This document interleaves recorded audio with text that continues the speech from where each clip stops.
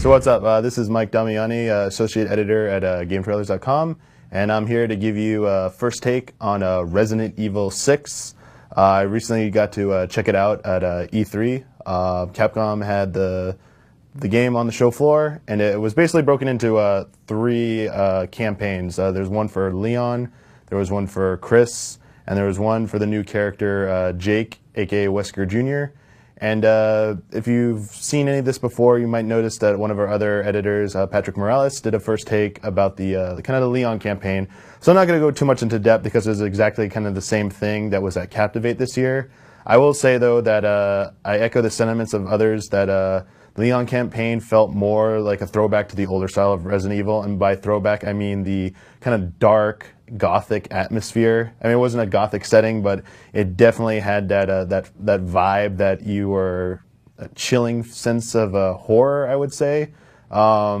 Very slow paced, handled a little bit differently, but very enjoyable. And I'm sure that those who are clamoring for that older style of Resident Evil game in that regard are going to be happy with that. But as for the other campaigns, let's talk about Chris first. Chris Redfield. It starts off with a quick cutscene, or I shouldn't say quick, a lengthy cutscene where Chris is drunk himself into a stupor, basically, some bar in the middle of nowhere, basically, and he's trying to forget something that happened to him in the past. Apparently, he had an incident where some of his team members were killed, and he doesn't want to deal with it, so some of the BSAA basically tracks him down, tells him that they need him, he needs to come back to service, and after a small scuffle, you're magically warped back into your BSAA. By the way, Chris did not look like he was on steroids at first. He actually looked like he had slimmed down a bit. But as soon as you jump into the actual action, he's back into his BSAA outfit, all like roided up. No offense to anyone who is sensitive to that type of thing, but it's just a little bit ridiculous how that transformation happened. And you're just thrown right into action, basically. You're running across rooftops, basically trying to reach a extraction point, I believe, and you're getting attacked by a bunch of zombies. You have like a machine gun, you have a pistol, you have a few grenades to start with, and it's just really fast-paced, and honestly, it felt like almost like playing Operation Raccoon City. The aiming mechanics and everything felt very similar to that, and to be honest, I wasn't that big of a fan of Operation Raccoon City. And the structure of the level is just kind of boring and a little too chaotic for my liking. And I think it was kind of all the worst things about RE5 that people were whining about was kind of exemplified in that level.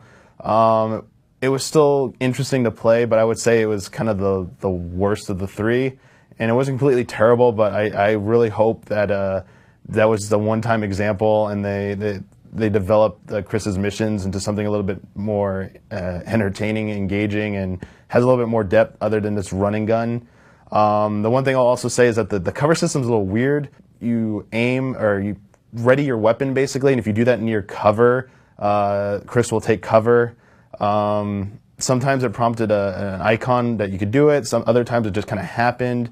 It wasn't exactly kind of clear, so maybe it's something because it's early on, but cover system was kind of awkward, didn't really work as I thought it would. One thing that was kind of different is the melee combat. In the other games, you can knife people, but if you shot them in certain points, you could do those context-sensitive moves. Now you can just straight up run up and like kick, punch people, and get out of a situation. Like, you're not gonna have to use your knife anymore to open crates and stuff like that. You just walk up to them, hit one of the trigger buttons. So that was kind of a nice touch, but in a nutshell, Chris's mission was not that fun. And if that's the demo that's coming with Dragon's Dogma, I'd honestly tell you to play that one last, or maybe play it first so you can get the good stuff later. For Jake's mission, it starts off with you and Sherry Birkin, Eastern Europe. You are running away from a giant monster. I hesitate to say what it was. It looked like one of the Tyrant variants, but it might be wrong, so Resident Evil fans, be nice to me. You just basically, it's a kind of a sequence where you're just running away from it with a reverse camera angle, a few jumps and dodges, and then you basically get into this warehouse environment. You have a brief shootout with a few zombies, and then the monster crashes your party, and you basically have to take it down. And it's an open environment, but also there's a bunch of walls. There's a bunch of explosive barrels. just shooting at this monster, it has a kind of a claw thing if you are stationary that will fire it out and grab you, draw you in, and punish you, do lots of life damage. Also has like a bunch of charge moves. And real quick, speaking about life, there's still herbs in the game. It's actually just a quick button press to, you have like a life meter broken up into bars. You can heal a bar instantly, or you can like spam the button to heal up multiple bars. Or there's a hot command to basically full heal if you have enough herbs, basically. So no more opening menus and fumbling through that stuff for healing. Changing weapons was pretty easy. It's a horizontal movement for your different guns and vertical movement on the D-pad to change between your grenades and projectiles. So it's actually pretty easy to get between, switch between that stuff. How that relates to the boss battle is that you can't just sit there and just shoot at the boss. You got to utilize run and gun. Thankfully, you can actually run and shoot in this game finally. You have the dodge mechanic, which is a new addition. Previously, it was like a context-sensitive input in past Resident Evils. Now you can dodge at any time. You can also slide into a firing-prone position, but it leaves you more exposed. So you got to utilize a bunch of those tactics to evade this monster, take him out. The easiest way is just to run around and shoot a bunch of the explosive barrels, and then you defeat him.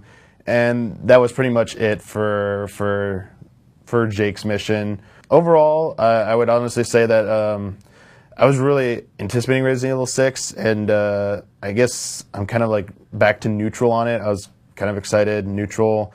And it was mainly because the Chris mission kind of put a damper on it for me. It was fun playing as Jake. The biggest thing about Jake is his melee combat is awesome.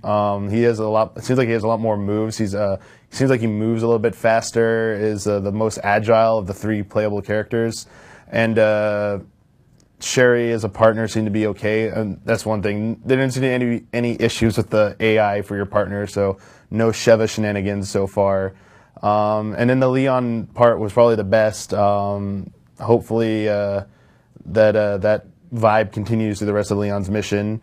The one thing that did come out that they didn't show there, but apparently was revealed, is that there's going to be new forms of co-op. Apparently your partners, like the stories will intertwine eventually, and you'll have like up to, I believe, 4-player co-op. So, and that's just one of the different co-op modes that they're Capcom's advertising for the game now. And the other thing is each of the 3 campaigns, apparently each individual one is like 70 to 80% the length of the entirety of Resident Evil 5. So it's shaping up to be a much longer game. The visuals, I mean, the game's still a little bit off. It's not coming out till October. There's some issues with the visuals here and there. Things weren't finished, didn't have quite the polish that RE5 had yet. But again, still a little bit early. I'm sure they'll have that all worked out. But I mean, I'm a big fan of Resident Evil. I actually did enjoy 5. I still think 4 is the best. If you've read any of my side mission stuff, you kind of know my thoughts on the older games. I don't really prefer them, but I understand where they're coming from. But I do like that this game actually is trying to give you the best of everything. It's giving you a throwback to the older style. It's giving you a little bit more of the action-oriented stuff, and then it's trying something a little bit new with the Jake mission. So I think that'll just about wrap it up. Be sure to check back on GT. We're going to have a lot of coverage of this game as it gets closer to release. I'm sure they're going to be showing it off at Comic-Con. Hopefully they'll show off something new there. And just stay tuned for more coverage, and thanks for watching.